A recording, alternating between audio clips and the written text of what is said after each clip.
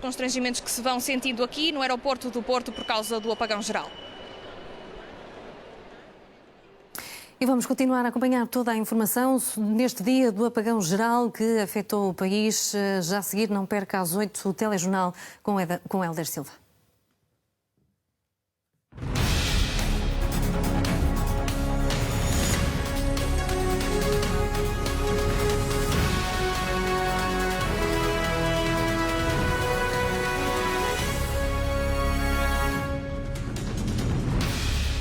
Olá, boa noite. Não há memória de um apagão desta grandeza em Portugal. Há 8h30 que o país está sem eletricidade e as autoridades ainda não sabem quanto tempo levará a restabelecer a normalidade. Neste momento são poucas as regiões do país onde há energia elétrica. É o caso de algumas zonas do Porto e também do Ribatejo. Já a zona da Grande Lisboa deverá ter de esperar algumas horas para voltar a ter luz.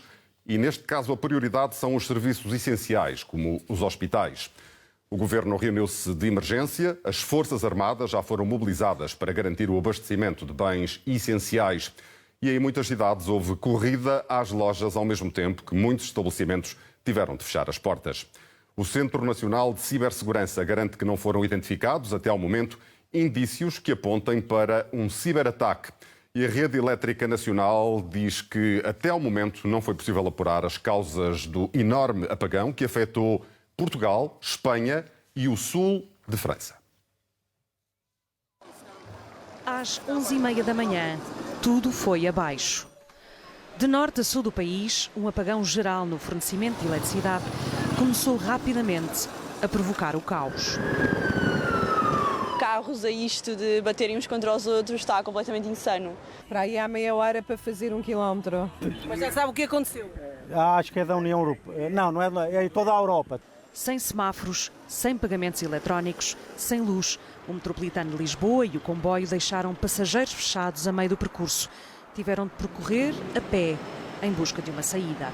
Acho que as pessoas ficaram todas um pouco em pânico, nomeadamente essa senhora, porque lá está, não sabíamos nada, demoraram muito tempo a virem-nos dar as informações do que se passava e ela entrou realmente um pouco em pânico. Os hospitais ficaram dependentes dos geradores para garantirem os serviços mínimos. Muitas escolas fecharam as portas. Do nada o quadro disparou e ficou sem luz. E agora nos pediram para sair e agora acho que a maior parte dos alunos estão a ser mandados para casa porque não tem luz. Disseram para irmos embora porque não havia como dar aulas, portanto não existe essa possibilidade, temos que abandonar o edifício. Postos de combustível encerrados, estradas repletas de trânsito e os aeroportos quase em colapso em Lisboa. Todo o acesso foi condicionado a quem tinha voo. Nós tivemos mais de 80 ocorrências no que diz respeito, por exemplo, a elevadores. Já resolvemos quase todas, estão para aí 30 que ainda estão a ser resolvidas, mas também esse apelo à calma e à tranquilidade é extremamente importante. Com a chegada da tarde e sem explicações sobre o apagão energético, chegam os primeiros focos de desinformação. Só uma certeza: Espanha vivia o mesmo problema. Com o corte de eletricidade, as redes de telecomunicações começaram a falhar, nem chamadas, nem acesso a dados móveis. WhatsApp e é telefone normal, das chamadas normais, mas é um bocadinho difícil a rede. Não chama, não dá mesmo. E nada travou a enchente aos supermercados. Água, velas, comida enlatada e a dificuldade em pagar com cartão. Algum fornecimento de água foi interrompido no país. É uma confusão lá dentro doida mesmo. Uns para aqui, outros para ali. Os carros, eles vêm com os carros com as coisas para pôr nas caixas e no coisa. Levam tudo. A luz deu sinais de vida em algumas localidades na zona de Santarém. Eram 4h30 da tarde. Ao Porto deve chegar depois das 8 da noite. A Lisboa, para prioritários, só pelas 11h30. Os Açores e a Madeira escaparam ao apagão. Centenas de voos foram cancelados em todo o país. A ANA Aeroportos ativou os geradores de emergência em todos os aeroportos. O caso do de Lisboa é o que registra mais constrangimentos, com todas as partidas canceladas. Filas intermináveis e muita confusão. Iam embarcar esta tarde para o Japão, estou certo disso? Ao Japão, somos 20 e quando chegámos foi a altura em que se deu o apagão. Consegue descrever-nos esse momento? Esse momento foi que saímos e já quando entramos no parque já não havia luz, já não havia escadas, já não havia nada. Supostamente nós íamos para a Madeira, só como estavam os divergidos lá na Madeira, foi completamente cansado. O aeroporto de Lisboa foi, ao longo de todo o dia, o mais afetado. Condicionamentos nas chegadas e, sobretudo, nas partidas, com centenas de voos cancelados. O acumular de passageiros e a espera pelas bagagens retidas levou a PSP a reforçar o policiamento com polícias do Corpo de Intervenção.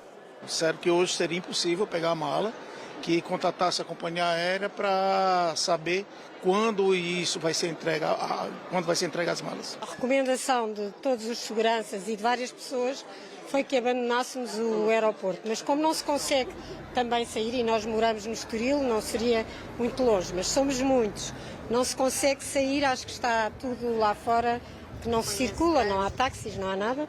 No Porto, os voos domésticos foram os mais afetados.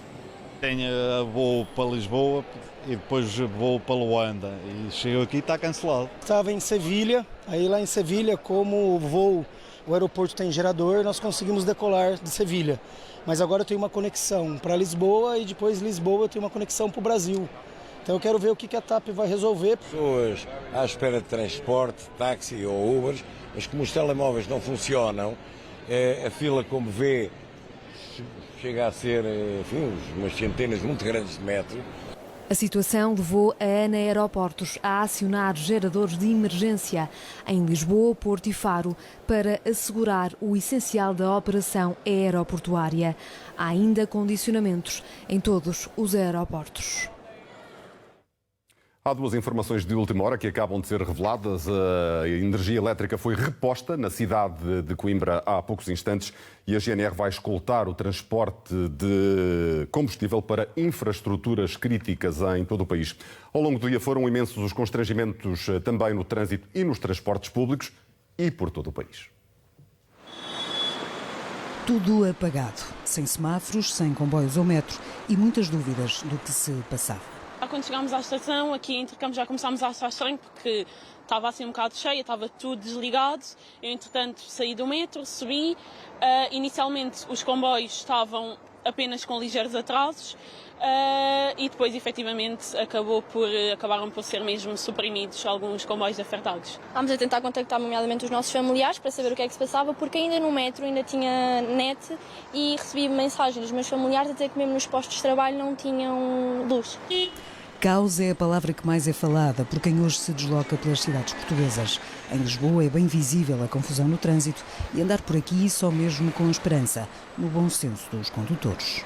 Sim, literalmente estamos tipo meia hora numa passadeira, é horrível porque os carros, como não há semáforos, acham que podem só atravessar.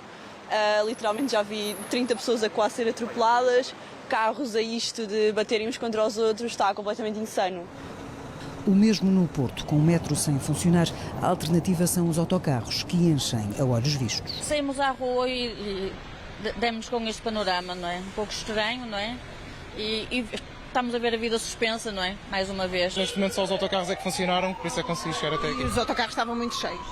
Sim, cada vez há mais. O metro também agora falhou, por isso, de certa forma, vai cada vez mais gente aqui, mais uma enchente maior. Que dificuldades é que teve quando veio para cá? Só estou a começar a sentir agora.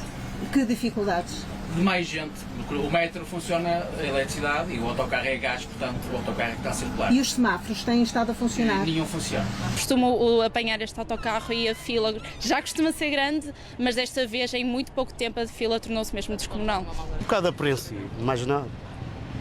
Obrigada. Mas penso que haja otimismo, vai voltar à normalidade, não é? Penso que sim. Às portas das estações rodoviárias, a fila é imensa, à espera de um táxi. Quanto tempo é que está à espera por um táxi? Mais ou menos 1h30 aqui. 1h30 aqui na estação rodoviária. Já tentou usar uma aplicação? Já tentei usar o Uber e também não conecta, né?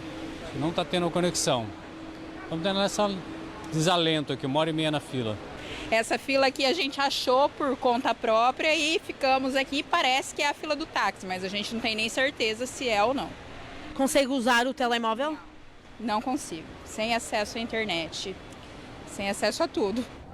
Por todo o país, o dia ficou em suspenso. Um apagão geral que deixou tudo e todos paralisados. Depois de um dia inteiro com apenas alguns comunicados, a REN, a empresa que gera as redes energéticas em Portugal, garantiu que a situação estará normalizada dentro de pouco tempo no Grande Porto, mas será mais difícil em Lisboa. Pedro, boa noite. Na melhor das hipóteses, na região de Lisboa, só mais perto da meia-noite é que a energia elétrica será restabilizada na totalidade. A prioridade agora vai para os locais prioritários, como é o caso, por exemplo, de hospitais. A explicação que é dada aqui no Centro de Despacho de Eletricidade, que é uma espécie de cérebro da Rede Elétrica Nacional, que faz a gestão de toda a rede elétrica nacional, é que houve uma quebra abrupta às 11h30 da manhã, numa espécie de contágio a partir do sistema elétrico espanhol. Foram registadas várias oscilações na rede elétrica espanhola e esse contágio levou a essa queda abrupta na rede portuguesa. Nesta altura, parte do país já está com a energia restabelecida, mas o restante país, no caso a zona de Lisboa, só mais perto da meia-noite. Quanto às causas, nesta altura todas as causas estão ainda em cima da mesa. Ao longo do dia houve também muita desinformação, apontando como dado concreto o facto de poder ter havido um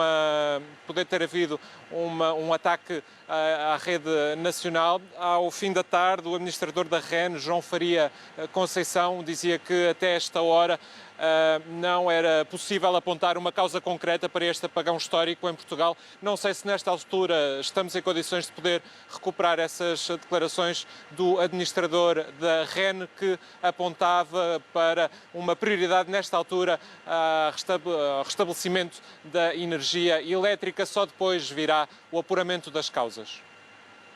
As causas, nós ainda não conseguimos com toda a certeza apontar para nenhuma causa concreta. A única coisa que podemos referir é que sensivelmente momentos antes destas 11h33 assistimos a uma grande oscilação de tensões verificada na rede espanhola. E naquele momento o sistema elétrico português estava num momento de importação, que tem sido normal nestes últimos dias para aproveitar uma energia mais barata que é produzida em Espanha a partir das centrais solares em Espanha. E naturalmente se existiu esta oscilação de tensões ao ponto que os sistemas de controle e de proteção de todas as centrais elétricas, como deve funcionar, disparam, é algo equivalente ao que nós temos em nossas casas com os disjuntores do quadro, disparam e a partir desse momento há um desequilíbrio total entre os consumos e a produção e, como é uma característica dos sistemas elétricos, quando ocorre qualquer desequilíbrio, o sistema vem todo abaixo. Está a ser feita nesta altura uma monitorização apertada de norte a sul do país. Como vimos, a região do Porto nesta altura já tem energia elétrica, a região de Lisboa ainda não tem e por isso mesmo a distribuição dessa energia elétrica está a ser feita de forma mais criteriosa. Locais como é o caso do aeroporto de Lisboa, neste caso como é o caso de hospitais na região da Grande Lisboa, vão ter prioridade no restabelecimento da energia elétrica.